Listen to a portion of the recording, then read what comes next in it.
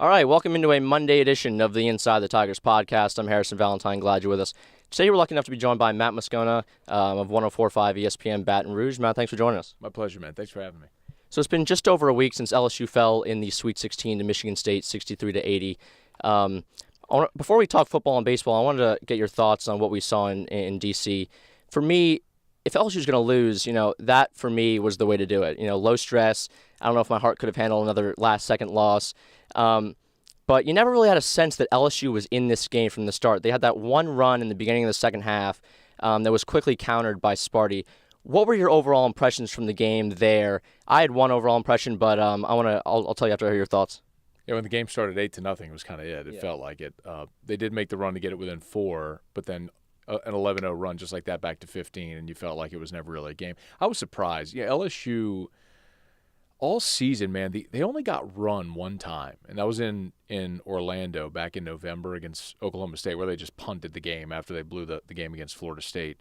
I was surprised to see it go the way it did. I thought athletically LSU would be able to compete a little better with Michigan State. Obviously, that ended up being a really, really good basketball team. But I was surprised LSU wasn't more competitive, especially with Michigan State down some guys. Josh Langford not in there, who's their second leading scorer. I always assumed exactly what Will Wade said after the first loss to Florida, which is that's the type of team that's going to end our season, a team that just grinds you out defensively, which in a way Michigan State did. But, man, I thought athletically LSU would put up a better showing than they did in that game. Yeah, I have written down right here. I was surprised to see them, look almost shell-shocked and overcome by the moment. Obviously, Tremont Waters was not. But did you get the impression that, Michigan State's experience and their seniors and juniors kind of like just shocked LSU like from the start? There's probably some truth to that, right? There's probably some comfort, but I mean it's also worth noting that none of those guys had been in a Sweet 16 before. So for both on Michigan State as well. I mean they hadn't been there since 2015. So I think there's maybe some validity to the fact that those players are within a program though that expects postseason success, whereas LSU had a lot of young players. What I kept thinking was anything that LSU does at this point is lanyard. But, making the tournament, I think, was this team's baseline goal at the beginning of the season. They had enough talent. They needed to be in the tournament. Any run they went on was lanyard. But the thing I couldn't help but think about looking forward is this is the kind of team that you wish you had that nucleus that got Sweet 16 experience in their first year together.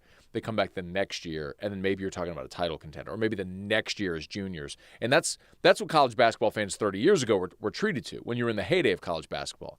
Now it feels like you've got to get that 1 year when you've got the roster to do it. You got to make your run because it's just such a rarity to get those guys to stick around. We've already seen that with some of the roster turnover. I mean that was sort of my thought watching the game was, man, this was I'd love to see this team play together next year and the year after, to watch Naz Reid continue to develop, to watch guys like Darius Days and Emmett Williams continue to come into their own in their roles. But that's just kind of the nature of college basketball today.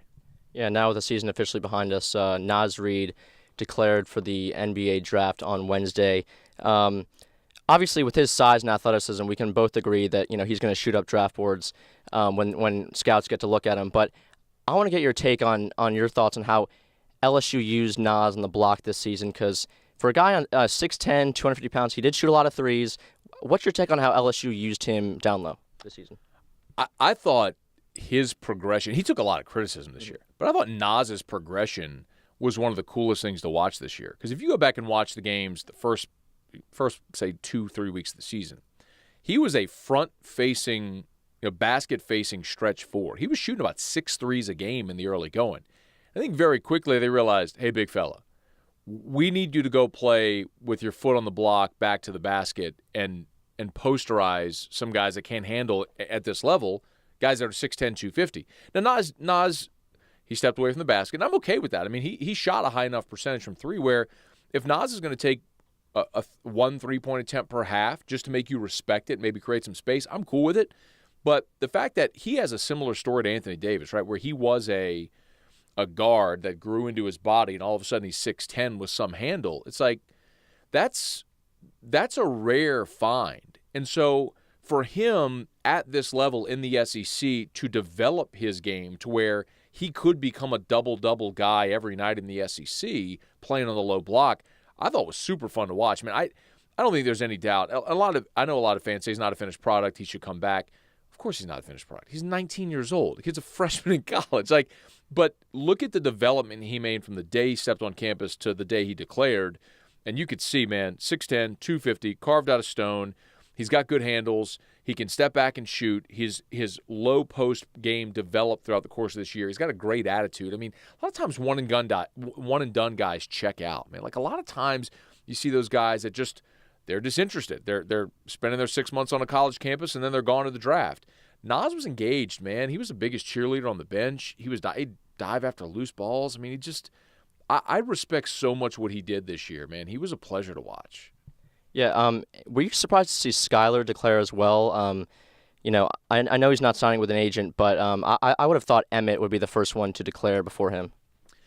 Yeah, and Emmett may still, and it wouldn't be a terrible idea to do exactly what Tremont Waters did a year ago. Go through the process. Hear what NBA front office personnel have to say about your game and what they'd like to see you work on to improve. But Skyler didn't surprise me tremendously because he's a guy that showed up on campus and went through the worst season in 50 years, right? I mean, they were 2-16 in the league. And from that, they did a complete 180. He was there from that to win the SEC, make a Sweet 16. And now with the uncertainty around the program, man, you don't know who your coach is going to be. What role do you feel when you come back? Is the team gonna revert to where you started? So I could understand going out on a high note. And similarly, he could go through the whole draft process and go through the combine and see what scouts say. And if ultimately Will Wade's reinstated and they have a good class and it looks like there's something to work towards for next year, maybe he does come back.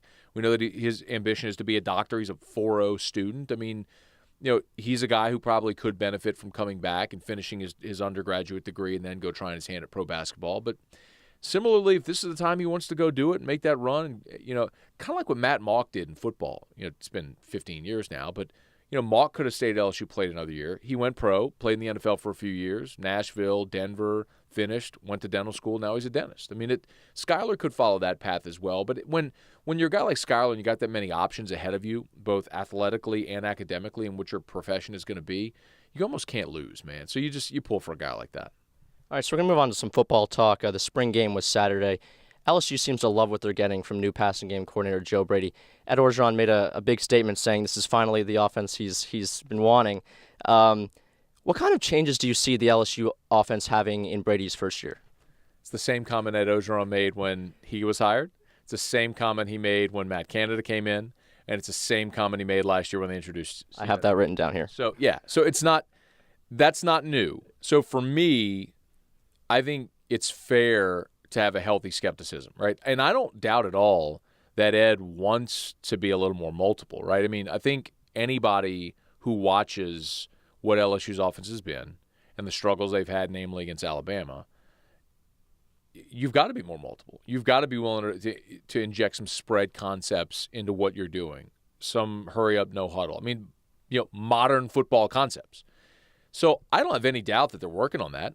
I don't have any doubt that could be a giant part of what they do, but I also wonder what happens when they face adversity, right? So this is what happened 2 years ago with Matt Canada. They lose at Mississippi State. Ed completely puts the clamps on the offense, and they come out against Troy in the first half, and they're not shifting at all. Like he had basically completely abandoned Matt Canada's offense when he faced adversity. And I think part of that is just the immaturity of a head coach who doesn't have great success or experience, and I know that's gonna sound like a knock on Ed, but the reality is he's never built a program that's had great success. So I think some of this is still Ed learning these situations and how to handle them. And he didn't do well with it with Matt Canada. Obviously, that ended terribly. And then last year, you had this tug of war of sorts with Steve Ensminger and with Jerry Sullivan, depending on who you talk to, inside the offensive staff meetings, and maybe they had some different ideas of how they wanted to go about things. I guess my point is, I love bringing in Joe Brady. I think it's a great hire. 28 years old, was with the Saints, modern concepts, understands modern offense, can modernize your offense and make you multiple, inject life and energy. Perfect. It's what all these guys play in high school. I love it. Will we see it in the fall? Will we see it, let's say, let's say they struggle a little bit in the opener against Georgia Southern or Georgia State, one of the Georgia, whatever, it doesn't matter. Whatever, it doesn't matter. The team that they're going to beat by 50. Let's say they don't click on all cylinders, and the next week they're going to Texas. Do they play it a little more conservatively? If they get down against Texas, what do they? How do they counter that? I think those are the questions once you get in season that are more interesting about this offense. Yeah, like you said, I tend to pump the brakes on spring football talk because it's kind of a time where everything just seems perfect and everything's great. But once they score a point in Alabama, I'm all ears. But until then, I just need to see it in action.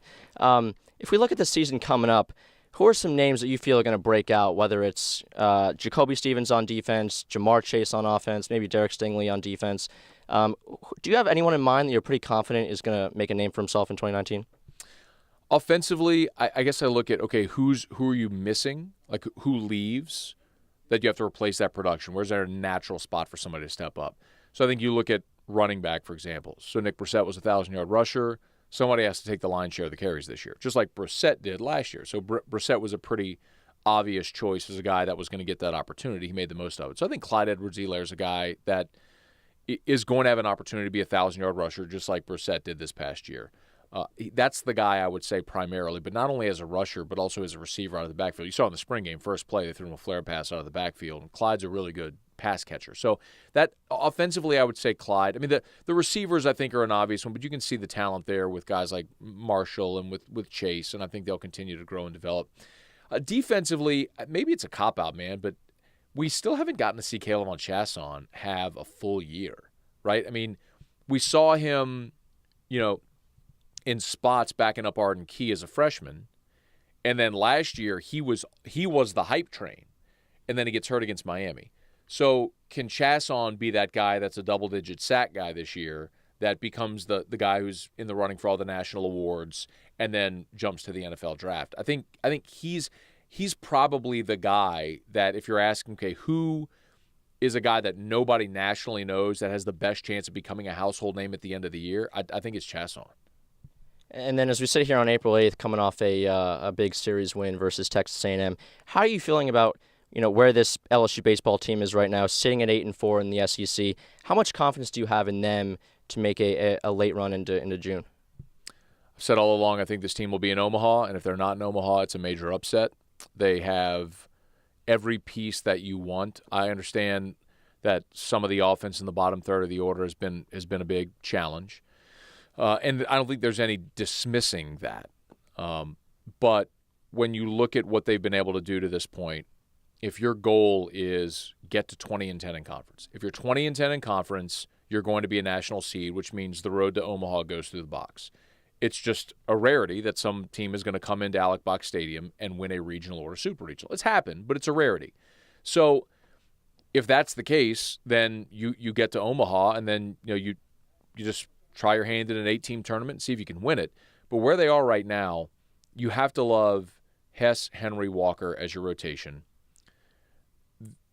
They've already made it through the toughest part of their schedule. The next month lightens up considerably, where you go to Missouri, you can sweep that series. You're home against Florida. This ain't the regular Florida. Like, they don't have arms, which is stunning to see, but they don't. Then you're on the road against Alabama, which is the worst team in the West, and then you're home against Ole Miss, which is not a great team by any shake this year. You could win every one of those series and go into the final 2 weekends with a chance to win the SEC. So I would expect that happens, and along the way you're going to get Landon Marceau back.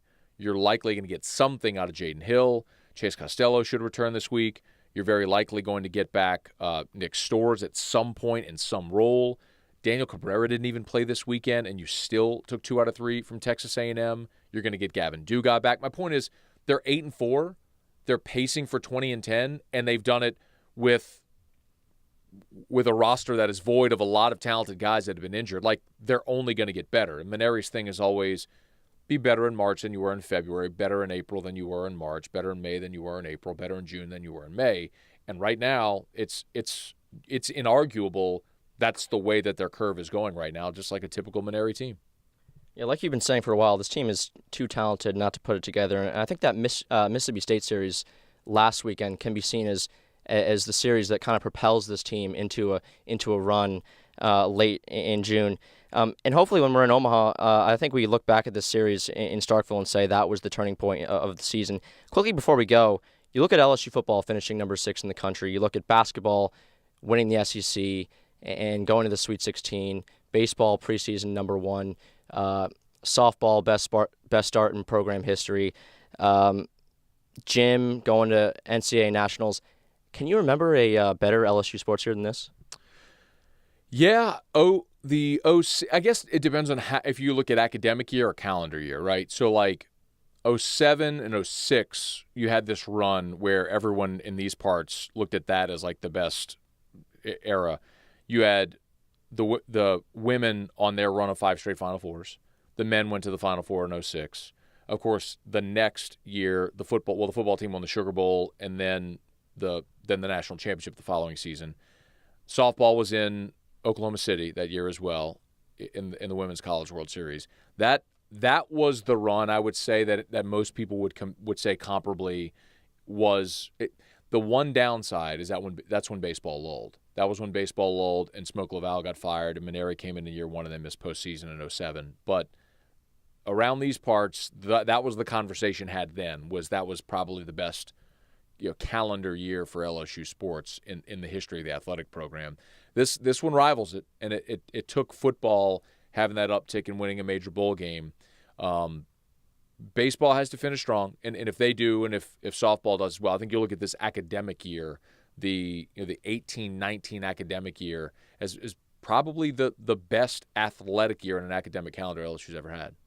That's Matt Moscona. You can catch him weekdays for After Further Review on 104.5 ESPN and Cox Sports Television. Matt, thanks again for letting us steal a few minutes. You got it, man. Thanks. Also, if you want to hear more Matt, check out his podcast, Locked On LSU, and his daily morning Facebook show, Morning Scone, otherwise known as Morning Drew, guest hosted by Matt. Would you say that's correct? That's fair enough, man. I'm fine with that, too.